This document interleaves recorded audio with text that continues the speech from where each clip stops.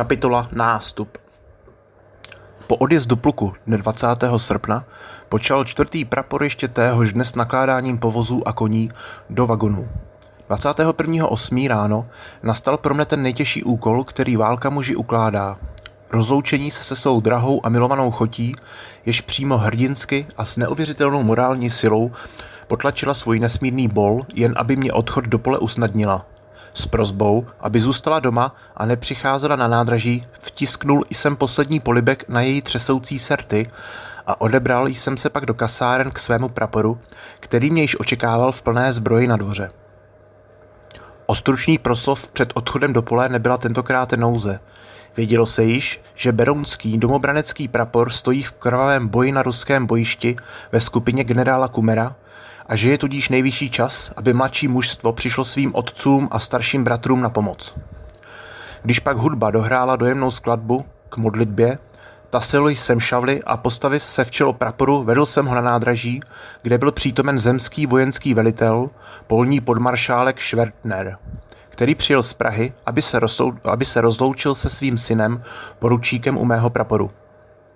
Kromě toho bylo shromážděno na nádraží velmi četné obecenstvo se starostou města a členy městské rady v čele. Mužstvo bylo od přítomných příslušníků krásného pohlaví všech stavů bez rozdílu obdarováno na cestu v nejhojnější míře pečivem a kuřivem.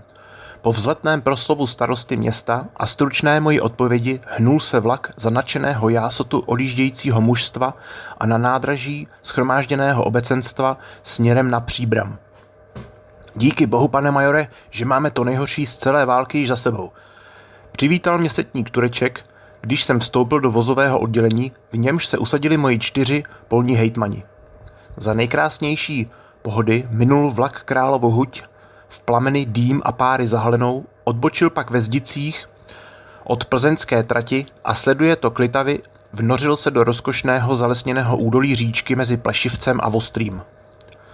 Krajinou nesly se velebné zvuky písně Kde domov můj, zaznívající z otevřených vagonů mužstva.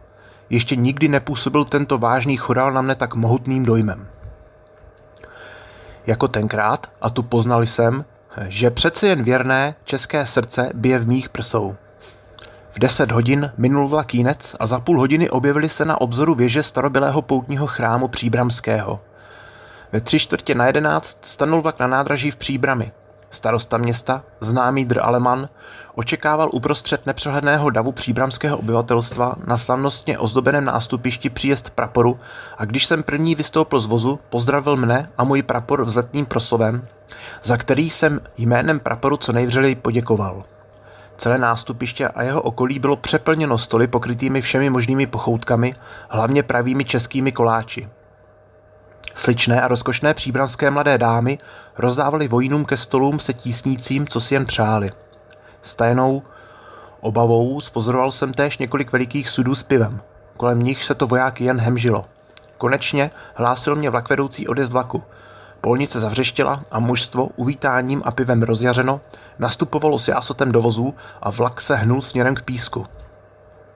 Vlak uháněl jednotvárnou krajinou, jižně od Příbramy, v níž jsme se v míru tolik namanévrovali.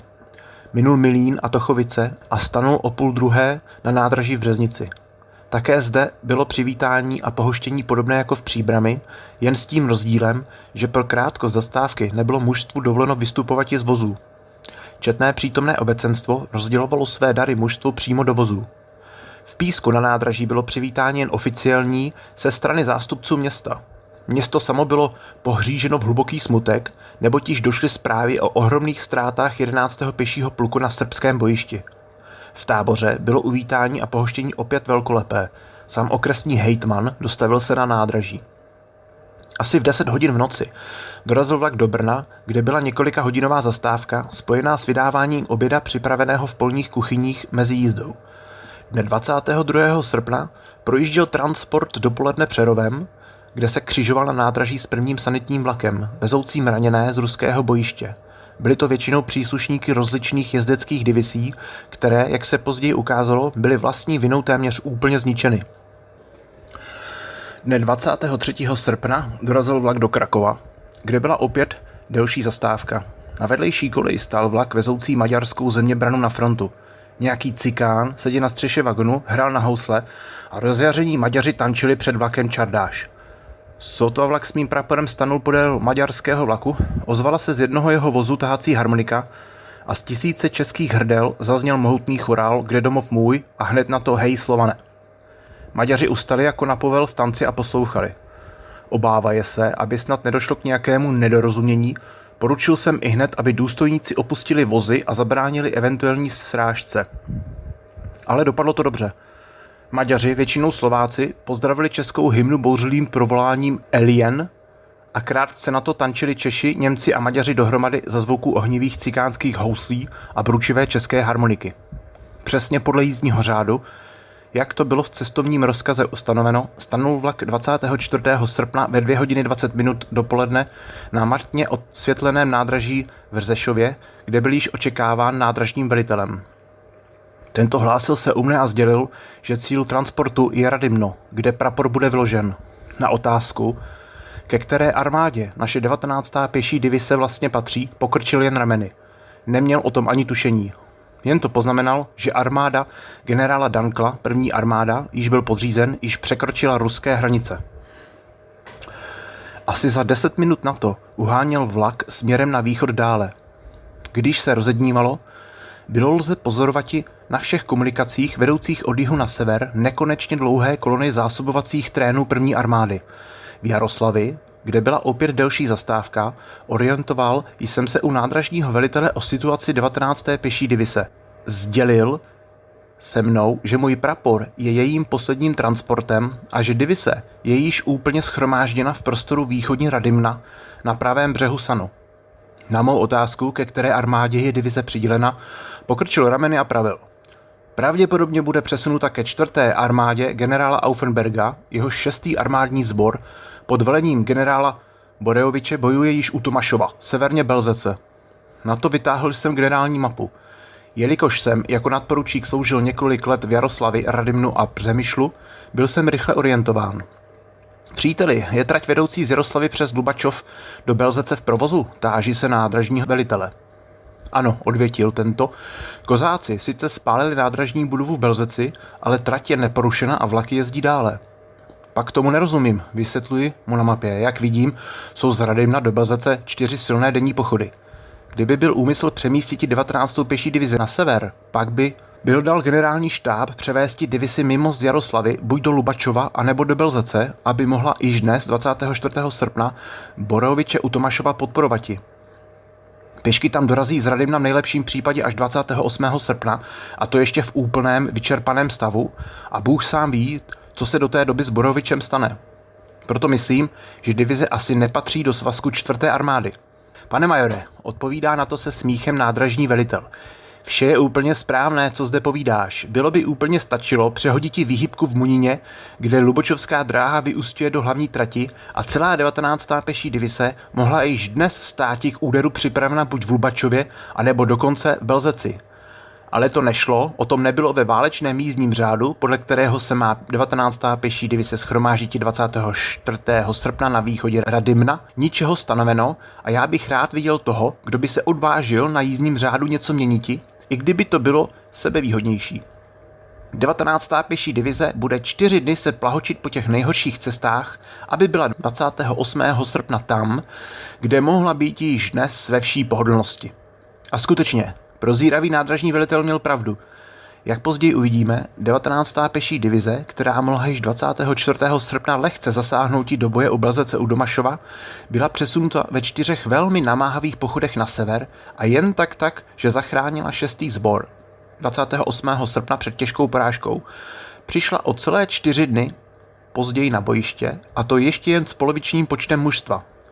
Druhá polovice zůstala ležeti v silničních příkopech. V 6 hodin 30 minut dopoledne dorazil vlak do Radymna. Zde očekával transport jeden důstojník našeho pluku s rozkazem, že prapor má v Radymně normálně poobědvati a ve 3 hodiny odpoledne nastoupiti pochod do Něnovice na pravém břehu Sánu, kde pluk je ubytován. Tak se také stalo. Ve 4 hodiny odpoledne dospěl prapor na místo svého určení, kde před vesnicí nás očekával velitel brigády generál Thiesinger, můj spolužák z pražské kadetní školy. Krátce po ubytování praporu byli velitelé praporu povoláni k veliteli pluku. Zde bylo nám oznámeno, že 19. pěší divize patří do svazku 4. armády generála Auffenberga, 17. armádní sbor a že nastoupí druhého dne ráno pochod přes Lubačov na sever. Současně byl přečten rozkaz vrchního armádního velitelství, v němž všichni velitelé se upozorňují na rozsáhlou ruskou špionáž, provozovanou zvláště ve východní Haliči a vyzývají se proti špionům zakročiti s přísností co největší. Dále uveřejnil velitel pluku všechny vojenské zločiny, na které je od dnešního dne prohlášeno stanné právo. V první řadě byl to zločin sebemrzačení. Jen zcela povrchně a příliš všeobecně koncipovaný rozkaz o ruské špionáži měl za následek nesčetné popravy, často i úplně nevinných lidí, bez všeho dalšího soudního řízení. Nyní bude snad na místě zmíniti se o operacích bývalé rakousko-uherské armády na počátku války. Vojenské úkoly Německa a Rakouska-Uherska byly na počátku války rozličné. Úloha Německa spočívala ve vrhnutí se celou svojí vojenskou mocí na svého nejbližšího a nejnebezpečnějšího protivníka, na Francii. Úkolem rakousko-uherského vojska bylo ruské vojenské síly tak dlouho zdržovati, až by boj s Francií byl rozhodnut a oba státy se pak mohly vrhnouti společně na Rusko. Jak v německém, tak i rakousko-uherském generálním štábu nebylo totiž v tom nejmenším pochybností, že Rusové nemohou skončiti svou mobilizaci před druhou polovicí září 1914. Tyto úkoly mohly býti s vyhlídkou na úspěch provedeny jen tehdy, když každý z obou států celou svou válečnou moc soustředí na rozhodující francouzské a ruské frontě a na ostatních frontách se omezí jen na nejnutnější obranná opatření. Rakousko-Uhersko mělo pro případ války k dispozici 6 armád, podle předem stanoveného operačního plánu měla po ukončení mobilizace 2., 5. a 6. armáda vniknouti ofensivně do Srbska, 1. a 4. armáda měla vpadnouti do ruského Polska směrem na Brest-Litevský a 3. měla východně Lvova chrániti Halič. Byl to tedy pravý opak toho, co vyžadovala strategická situace. Ofensiva na 2 frontách, a to ještě proti mocnějšímu odpůrci jen s 1/3 vojenských sil. A přeci jižní hranice monarchie proti Srbsku, chráněna Dunajem, Sávou a Drinou, přímo křičela jen po strategické defensivě. Důsledky toho dostavily se též s přesností dochvilnou. 21. srpna byl nástup rakousko-uherských vojenských sil proti Rusku dokončen. První armáda generála Dankla byla v prostoru mezi Vislou a Sánem, 4. armáda Auffenbergova v prostoru východně Sánu. Levé křídlo první armády kryla skupina generála Kumra, která měla společně s armádní skupinou německého generála Wörsche postupovat od Krakova směrem na Ivangorod. Pravé křídlo 4. armády kryla armádní skupina arcivévody Josefa Ferdinanda. 3. armáda Brudermanova nastoupila v prostoru východně od Lvova, jsouc na jih kryta armádním sborem generála Kjöveše. Do tohoto prostoru byla také, ale příliš pozdě, dirigována z jižní fronty odvolaná 2. armáda B.M. Ermeliho. Ruské branné síly provedly nástup takto. 1. armáda a 2. armáda byly shromážděny na hranicích východního Pruska. Za těmito armádami tvořila se záložní armáda u Grodna, proti Rakousko-Uhersku nastoupily 4. armáda Evert u Lublina, 5. armáda Plehve u Cholmu, 3. armáda Rusky u Dubna, 8. armáda Ivanov a armáda Brusilova stály čelem proti východní Haliče. Tudíž 5 ruských armád proti 3 rakouským. Dne 22. srpna počalo Rakousko-Uhersko ofenzivu, a to 1. a 4. armádou. 1. směrem na Lublin, 4. směrem na Cholm. Dankl zvítězil u Krasníka a postoupil až k Lublinu, kde byl jeho postup zastaven. Auffenberg srazil se s 5. ruskou armádou u Komarova a zatlačili směrem na Cholm zpět. Hůře se vedlo u Lvova. Ivanov a Brusilov překročili 20. srpna hranici, 25 ruských pěších a velký počet jezdeckých divizí postupovalo neodolatelně na Lvov. 26. srpna došlo k prvním srážkám východně Lvova. Bruderman a B.M. Ermoli nemohli odolati ohromnému tlaku ruské přemoci. 1. září musela 3. armáda vykliditi Lvov a ustoupiti za Verešici západně od Lvova. Rakousko-uherskému vrchnímu velení nezbylo nic jiného, nežli zastaviti šťastně započatý postup 4. armády na Cholm a pomocí její zachrániti situaci u Lvova. Auffenberg obdržel rozkaz provésti se svou armádou obtížný obrat čelem vzad a postupovati směrem na Lvov do pravého boku ruských vojsk. 5. září dosáhl Auffenberg prostor Niemerov Rava Ruska. 8. září počíná druhá bitva u Lvova.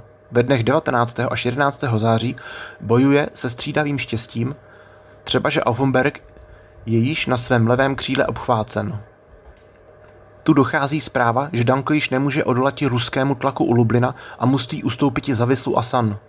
Aby rakouské armády u Lvova bojující byly zachráněny před obklíčením z levého boku, dává rakouský generální štáb rozkaz k všeobecnému ústupu, který započal 11. září.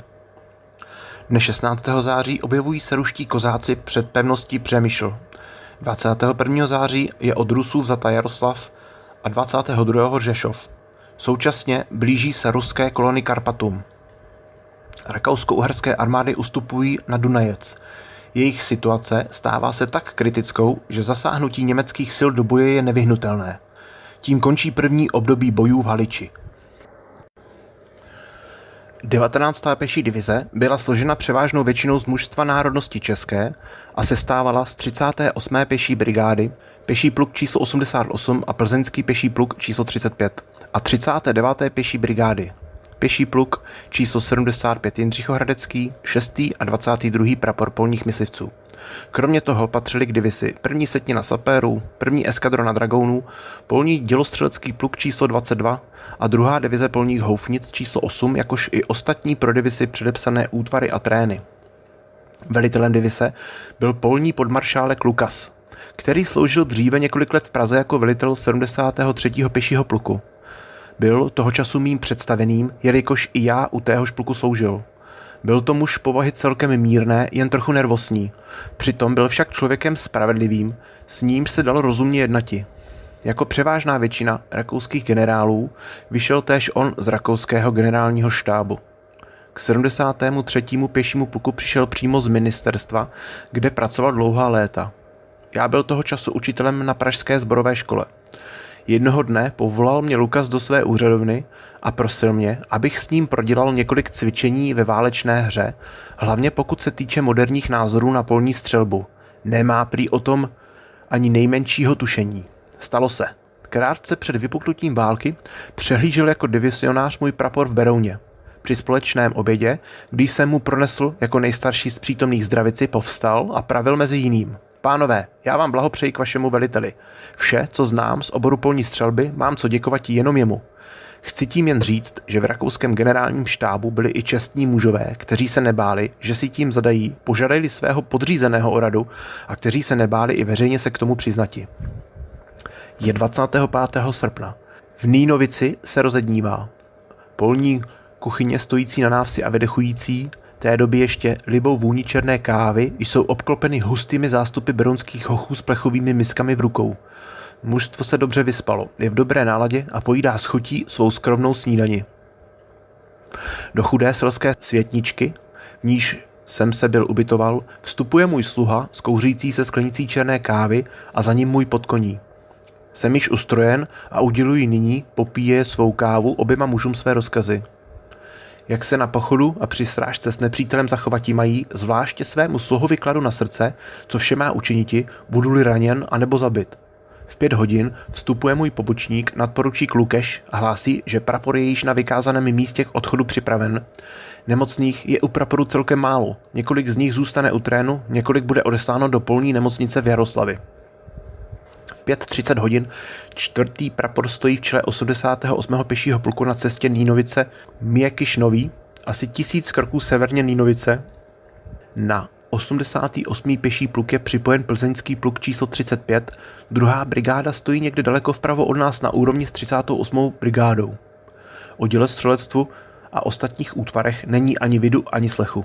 Jitro je nádherné a slibuje, že mu bude následovat i velmi parný den. Celá na sever ležící krajina je přehledná, nekonečná rovina, jen tu a tam mírně zvlněná. Jednotvárnost krajiny je místy přerušena skupinami stromů, pod nimiž se skrývají na kilometry dostávané vesnice, obydlené většinou obyvatelstvem kmene ukrajinského, tedy lidmi, kteří jsou nakloněni Rusům. Půda je chudičká, nic než písek, cesty jsou nesmírně široce rozježděné. Noha boří se hluboce do velmi jemného sypkého písku. Velitel kolony, šéf 35. pěšího pluku, vydává právě své rozkazy k nastoupení pochodu. Můj prapor je určen jako předvoj a má nastupovati přes Mikyš Nový do Bihale, kde bude brigáda nocovati. Když se velitele kolony táží, kterým směrem postupuje naše pravá divizní kolona, obdržel jsem klasickou odpověď. Pane majore, to vám říci nemohu, to je služebním tajemstvím. Když jsem to později vypravoval Turečkovi, který vedl předvojovou hlídku, nechtěl tomu věřiti a myslel, že si z něho dělám dobrý den. Když jsem se mu však svým slovem zaručil, pokřižoval se a jen zabručel. Pomoz nám pán Bůh, ta vojna pěkně začíná. Pochod byl, jak se dalo očekávati, nesmírně obtížný a namáhavý. Nehledě na strašné vedro, již od božího rána panující, byla chůze po cestě hlubokým pískem úplně zasypané pravou trýzní, neboť v panujícím bezvětří byla kolona po celý den zahalena v hustý, dýchání stěžující mrak žhavého prachu. Jak jsem předvídal, vedlo se nejhůře plukovní vozbě. Těžké vozy bořily se až po nápravy do sypkého písku a místy úplně vyčerpaní koně nemohli s nimi vůbec ani pohnouti. Veliteli trénu nezbylo nic jiného, nežli zůstati zpět, rekvírovati po okolních vesnicích domácí povozy a přeložit na ně celý náklad. Prázdné, tak draze v Berouně nakoupené vozy nechal pak jednoduše státi na cestě. Nelépe vedlo se našim příliš těžkým polním kuchyním. Zde mohlo však být i pomoženo připřahnutím ještě jednoho páru koní přebytečných tím, že rekvírované selské povozy měly koně vlastní. Důsledek toho všeho byl, že polní kuchyně a trény dorazily do Bihale, kde pluk přenocoval velmi pozdě v noci, když už vše spalo. Bihale, v jehož nejsevernější části byl můj prapor ubytován, leží těsně na říčce Lubačovce, která směrem na západ od Bihale ústí do Velikého rybníka. Jelikož se příštího dne mělo pokračovat v pochodu do Lubačova přes vesnici Rudá, ležící na protějším břehu, a přes řeku nebylo z Bihale do Rudé vůbec žádného přechodu, musel prapor druhý den vykonat úplně zbytečně více než 7 kilometrů, aby teprve po obejití rybníka se dostal na druhý břeh do Rudé. Těchto 7 kilometrů mohlo být i lehce praporu uspořeno, kdyby byl přenocoval v Nové Groble na západním břehu rybníka. Pochod z Bihale do Lubačova dne 26. srpna byl neméně namáhavý jako dne předešlého. K přenocování byla mému praporu vykázána malá vesnice Záluže, několik kilometrů severně Lubačova. Když jsem dorazil se svým pobočníkem k večeru asi půl hodiny před praporem, k prvním chalupám vesnice, byl jsem nemile překvapen. U cesty stál kůl a na něm byl připevněn daleko viditelný nápis. Dysentérie. Projel jsem celou vesnicí a viděl, že tentýž nápis je připevněn na dveřích více chalup. Nezbylo proto nic jiného, nežli vyhledati na severní straně vesnice příhodné místo k táboření. To se také stalo. Prapor dorazil asi v 6 hodin večer na tábořiště. Mužstvo bylo sice úplně vyčerpáno, ale přesto byl jeho nástup do táborového útvaru bezvadný. Pušky byly postaveny do pyramid a prapor započal ihned se stavbou stanů. Když byly stany hotovy, rozběhlo se mužstvo s polními lopatkami v rukou po okolních polích a začalo vykopávati brambory. Jelikož jsem právě tak jako moji lidé věděl, že polní kuchyně s obědem před půlnocí do tábora doraziti nemohou, nezbylo mi nic jiného, nežli přimohu řiti k tomuto polnímu pichu obě oči. Polní kuchyně dojeli skutečně až ve 2 hodiny v noci. Oběd byl sice připraven, ale dostati k smrti udřené a v hluboký spánek pohřízené mužstvo k tomu, aby vstalo a šlo si pro oběd, bylo téměř nemožností. Důstojníci sami chodili od stanu ke stanu a budili každého muže jednotlivě. Mužstvo přitom hubovalo a nadávalo až hrůza, ale nic platno, oběd snísti muselo, nechtěl jsem, aby druhý den celý prapor zůstal ležeti v silničních příkopech. 20. srpna 1914 bylo v pochodu pokračováno. Již od rozednění bylo slyšeti od severu vzdálené nepřetržité dunění děl. To 6. armádní sbor se bránil zuby nehty proti ruským útokům na své obnažené pravé křídlo u Tomašova. Můj prapor tvořil opět předvoj brigády. Směr pochodu byl Novosjelo, dvůr východně od Čičanova, Gorajec, Plazov. V Novosjelo byl pochod zadržen tím, že kamenný most přes říčku Brusěnku byl pobořen. Praporu přidělený oddíl plukovních pionérů musel postaviti vedle mostu nouzový přechod, na nějž padlo několik střech a plotů v blízkosti stojících chalup. Přechod byl hotov asi za 2 hodiny. V Gorajci obdržel jsem od generála Týsingera rozkaz, abych vzal při dalším pochodu směr na Myslivnu u silnice Žukov-Plazov a zde v lese očekával příchod brigády. Doraziv k Myslivně nařídil jsem odpočinek na kraji lesa a sám jel jsem se svým pobočníkem a trubačem k uvedené asi 500 kroků vzdálené silnici, abych se zde orientoval. Byl jsem zde velmi nemile překvapen, neboť jsem se již těšil, že se konečně po třídenním pochodu na bezedných písčitých cestách dostaneme na pořádnou, dobře stavěnou silnici. Chyba lávky. Silnice byla, až kam oko dohlédlo, úplně zatarasena 2 kolonami. Po její pravé straně postupovalo dělostřelectvo, divize a za ním divizní útvary a trény, po levé straně jela nepřehledná zásobovací kolona 6. sboru, stojícího v boji u Tomášova. Obě kolony pohybovaly se těsně vedle sebe v jednom směru na Plazov. Mezitím, co se kolem sebe rozlížím, pozoruji, že se pojednou zmocňuje zásobovací kolony velký nepokoj. Nastává velký křik. Sedláci snaží se obrátit povozy a když vidí, že to na přeplněné silnici nejde, sjíždějí do silničního příkopu, přeřezávají u koní postraňky a prchají s koňmi směrem na Žukov zpět. Hotová panika. Ale i dělostřelectvo počíná vypřehovati koně a obrací děla na místě, aby mohl odjeti směrem zpátky. Na mou otázku, co se vlastně děje, krčí mnou oslovený kanonýr Jan rameny. Pane majore, od Plazova přijíždí podél silnice v plném trysku nějaký důstojník od Hulánu a křičí něco. Upozorňuje mě pobočník. Velitel pěchoty, volá ustavičně na úplně spoceném koni přijíždějící Hulán. Zvedám ruku do výše, zasazuji koni ostruhy a letím mu naproti. Byl to rytmistr od Hulánu. Pane majore, naše jezdecká divize je úplně zničena. Kozáci jsou mě v patách a Plazov je již jimi obsazen. Křičí na mne rytmistr a aniž by koně zastavil, uhání směrem na Žukov dále. To je pěkné nadělení. Obracím se k svému pobočníkovi. Jeď co nejrychleji můžeš zpět, alarmuj prapor a přiveď ho sem. Velitele Setin pošli co nejrychleji ke mně. V několika málo minutách hlásí se u mne velitelé Setnin a velitel kulometu. Krátce orientuji, oč jde a nařizuji. 13. setina překročí silnici a postupuje pak v bojovém útvaru po levé západní straně silnice směrem na Plazov. 14. setina rozvine se po pravé straně silnice a postupuje na úrovni se 13. setinou též na Plazov. 15. a 16.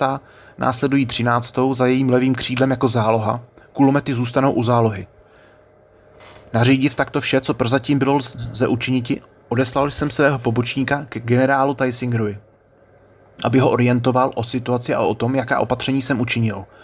Na silnici se mezitím chaos zvětšil. Dělostřelectvu se podařilo obrátit děla, znovu zapřáhnouti a ujíždí v pokluse zpět k Žukovu. Zásobovací kolona leží v příkopě a sedláci zmizeli i s koňmi. Z lesa vynořuje se 13. setina, překračuje v běhu silnici a rozvinuje se, jak jsem byl nařídil. Setník Tureček posílá jednu četu přes mítinu do protějšího lesa, aby kryla jeho levé křídlo. Tu objevuje se generál Teisinger se svým štábem. Já se hlásím u něho a generál schvaluje vše, co jsem nařídil. Je mně naprosto nepochopitelno, jak se tohle všechno mohlo přihoditi. Obrací se ke mně Teisinger. I kdyby byl Boreovič poražen, musí přece ustoupiti přes Narol a Plazov. Pane generále, odpovídám, není vyloučeno, že Boreovič byl na svém pravém křídle od Rusů tak obchvácen, že musí ustupovat směrem na západ. Pak ovšem by mohla být linie Narol-Plazov v rukou Rusů. Teisinger mě přisvědčil a já poprosil o dovolení, abych mohl se odebrati ke svému praporu. U lesa, do něhož se vnořila 13. setina, sesedl jsem z koně a spěchal jsem pak s pobočníkem za touto. Sotva jsem udělal několik kroků, stane přede mnou jezdec. Byl to pobočník plukovníka Regnira, velitele divizního dělostřelectva. Nadporučík mi hlásí, že na návrší kóta 246 vlevo od silnice stojí v pozici s dobrým výstřelem na Plazov 1 baterie a plukovník Regnir, který je u ní, prosí, aby prapor chránil baterii v levém boku. Na mou otázku, co je známo o nepříteli, sděluje se mnou pobočník, že nepřítel se posunuje z Plazova do Ždanovského lesa, tedy do našeho levého boku. S touto zprávou odeslal jsem svého pobočníka k setníku Turečkovi současně s rozkazem, aby 13. setina prozatím dále nepostupovala, než na úroveň s pozicí baterie. Sám odebral jsem se na návrší, abych se dorozuměl s velitelem dělostřelectva. Dobře, že jsi již zde, obrací se ke mně. Již z dob míru mě dobře známý Regnir podává mě ruku. Nám už bylo zde velmi nevolno. Na silnici panuje takový chaos, že moje přední baterie jsou úplně zaklíněny a nemohou ani obrátiti. A co vlastně se děje, pane plukovníku? Já od té chvíle, co se stal celý ten poprask, neslyšel dosud ani jeden výstřel. Upřímně řečeno, nevím sám, oč jde. Ten rytmistr od Hulánu všechno pobláznil. V Plazově se vůbec nic nehýbe a moje hlídky vyslané do Ždanovského lesa nejsou ještě zpět. Netrvalo to dlouho a přes louku mezi Plazovem a naší pozicí se vrací se hlídka několika jezdců. Velitel hlásí plukovníku Regnierovi, že v Plazově není vůbec žádný nepřítel a též silnice od Plazova k Narolu vedoucí je nepřítele prosta. Regnier pohlede na mne, já na něho a oba dáváme, že se do hlučného smíchu. Oběma se nám ulevilo u srdce. Šlo tedy jen o planý poplach a zbytečnou paniku vyvolanou rytmistrem, který zničením své divize, jež bylo později v plném rozsahu potvrzeno, přišel pravděpodobně o rozum, což se zvláště na počátku války často stává. K panice by však zajisté nebylo došlo, kdyby bylo velitelství divize přiděleno samostatně na silnici postupujícímu dělostřelectvu buď něco jezdectva nebo pěchoty, i přesto, že srážka s nepřítelem toho dne byla naprosto vyloučena. Shromáždiv svůj prapor na silnici ke Plazovu vedoucí, pokračoval jsem v přechodu dále jako předvoj. Silnice poskytovala obraz nepopsatelné spousty. Na stavozu zásobovací kolony leželo v příkopech a celá silnice byla v pravém slova smyslu pokryta rozbitými bednami, vysypanou moukou, kávou, cukrem, suchary a tak dál. Že mužstvo praporu nelenilo při pohledu na tyto poklady a do budoucnosti se dobře zaopatřilo. Netřeba ani podotýkati, také mu v tom nikdo nebránil. Za Plazovem byl nařízen odpočinek. Pole po levé straně silnice byla přidělena pěchotě, pole po pravé straně dělostřelectvu. Silnice byla v terénu dosti hluboce zaříznuta. Sedím se svým pobočníkem na okraji silnice a přihlížím, jak se přijíždějící dělostřelectvo dostane ze silnice přes příkopy a asi 1,5 metru vysoký, dosti příkrý svah na místo svého určení. První dělo přijíždí, přední jezdec zahýbá napravo, pobídne svůj pár koní a tito jsou 2 mocnými skoky na poli. Prostřední jezdec následuje. Nyní přichází na řadu třetí pár s kolesnou. Švihnutí bičem, kolesna a za ní dělo letí přes příkop. Následuje silné třeknutí a přeražená kolesny plete se poslednímu páru koní pod nohy. Totéž opakuje se i u druhého děla. Je opět přeražena. Třetí dělo se dostane bez nehody na druhou stranu, za to však čtvrté dělo přijíždí opět se zlámanou Nyní toho mám právě dosti. Seskočiv na silnici, běžím veliteli druhé baterie vstříc a upozorňuji ho, co se u první baterie přihodilo. Setník zastavuje baterii, na jeho rozkaz seskočí obsluha prvního a druhého děla se svých sedadel, uchopí se u obou kolesen připravených lopat a krumpáčů a v několika málo minutách přijíždí první dělo pohodlně po široké rampě ze silnice na pole. Stane-li se něco podobného v míru, vem to čert, ale vyřadit před nepřítelem jen pouhou vlastní neopatrností 75% děl na delší dobu z boje je věcí přeci jen povážlivou. Bylo již 5 hodin odpoledne, když 4. prapor, který byl po odpočinku u Plazova zařazen na konci pluku, dorazil k Narolu, kde měl pluk přenocovati. Rozkazy k ubytování očekával prapor před vchodem do Narolu, když byl předtím odložil výstroj a výzbroj. Krátce na to přijel od Plazova velitel divize, polní podmaršálek Lukas se svým štábem. Spatřiv mne, pozdravil mne velmi srdečně a podávaje mi ruku, tázal se mne, co jsme to vlastně před Plazovem vyvedli. Já jsem mu celou příhodu vysvětlil a tázal se ho pak, jak to stojí Borovičem u Tomášova. Mám zprávy, že ne příliš dobře a proto se rozmýšlím, nemám-li z divizí jít dále a přenocovat dnes v Belzeci. Co myslíš ty? Já pohlédnu do mapy, přemýšlel trochu a odvětil, Excelence, do Belzece je ještě asi 12 kilometrů. Mužstvo je úplně vyčerpáno a my dorazíme tam v noci každopádně s velkými pochodovými ztrátami. Snad by bylo přece lépe přenocovati v Narolu a záhy z rána vyraziti s čerstvými silami na Belzec. Dobře tedy, a Lukas obrátil se ke svému štábu. Divize zůstane zde a do Belzece odešleme jen 2 myslivecké prapory, které jsou, jak jsem se přesvědčil, ještě ve velmi dobré kondici. Pak mi podal Lukas opět ruku a odjel se svým štábem do Narolu. Brzo na to přišel rozkaz k ubytování praporu. Narol, docela slušné městečko s pěkným kostelem a zámečkem, leží v údolí říčky Tanev, ústící do Sánu a tvořící svými hustě zalesněnými a bažinatými břehy jen těžce překročitelnou překážku pro vojenské operace směrem na sever a opačně. Z Narolu vede široká a dobře stavěná silnice do Belzece, konečné to stanice dráhy Lvov, Hrvava, Ruska, Belzec. Asi 10 kilometrů severně Belzece leží již na ruském území město Tomášov. 1., 2. a 3. prapor pluku byly uloženy táborem asi 3 kilometry severovýchodně Narolu po levé straně do Belzece, vedoucí silnice, a postavili směru na Belzec přední stráže. 1., 2. a 3. prapor pluku byly uloženy táborem asi 3 kilometry severovýchodně Narolu po levé straně do Belzece, vedoucí silnice, a postavili ve směru na Belzec přední stráže. Můj prapor Rozložil se na louce poblíž zámečku, kde bylo ubytováno velitelství divize a brigády. K zajištění tábora a štábů postavila 16. setina přední stráže na západní straně na Rolu, 15. setina na straně východní u Lipska. Mezitím, co byly vystavěny stany, byl kolem praporu veden silný oddíl asi 200 mužů ruských zajatců. V čele kráčeli 3 ruští důstojníci ve velmi elegantních a bezvadných stejnokrojích. Mužstvo, vesměs silné a zdravé postavy mužného vzezření, působilo nejlepším dojmem. Byl jsem vždy velikým přítelem ruského lidu, pod carskou vládou tak krutě trpícího, a proto pohlížel jsem se smíšenými pocity na tento průvod. Co se stane s ruským národem? Zvítězí-li carismus? Krátce po rozbití tábora dorazili k praporu polní kuchyně s obědem již připraveným. Stravoval jsem se, jak bylo předepsáno, se svým štábem u setniny Turečka. Tento vždy veselý, vždy dobře naložený a humorem překypující důstojník mě kromě jiných výborných vlastností také tu, že dovedl vždy i v dobách nejhorších sehnati pro svou setinu a pro štáb něco dobrého k obědu. Byl to důsledek neobyčejně dobrého poměru mezi velitelem setiny a jeho mužstvem, které si mohlo, i po nejnamáhavějším pochodu, nohy uběhat, jen aby svému veliteli sehnalo něco lepšího k jídlu. Tentokrát byli to výborní pstruzy, které jeho lidé náhodně našli a rekvírovali v nějaké zapomenuté zámecké sádce. Mezitím, co kuchař setniny pstruhy připravoval, přišel do tábora praporu velitel brigády generál Tiesinger a stěžoval si mě, že nemá co jísti. Diviznímu štábu se vtírati nechce a kuchyni pro sebe a své 2 důstojníky nemá. Samozřejmě pozval jsem ho s radostí k obědu a Tureček vystrojil nám skvostnou hostinu na pažítě. Asi v 1 hodinu v noci byl jsem ve svém stanu probuzen. Službu zastávající dozorčí důstojník hlásil mě rozčileně, že Belzec byl v noci přepaden od kozáků a tamtéž etablovaná polní pekárna 6. sboru prchá přes Narol na Plazov. Když jsem krátce na to opustil se svým pobočníkem stan, slyšeli jsme směrem od tábora 88. pluku troubení na poplach. To jsem přece blázen, divisionář mi řekl, že pošle do Belzece oba myslivecké prapory a ty tam musí nyní v 1 hodinu již dávno býti. Pravím k svému pobočníkovi a dávám rozkaz, aby dal troubiti na poplach. V několika málo minutách stál prapor u svých pyramid.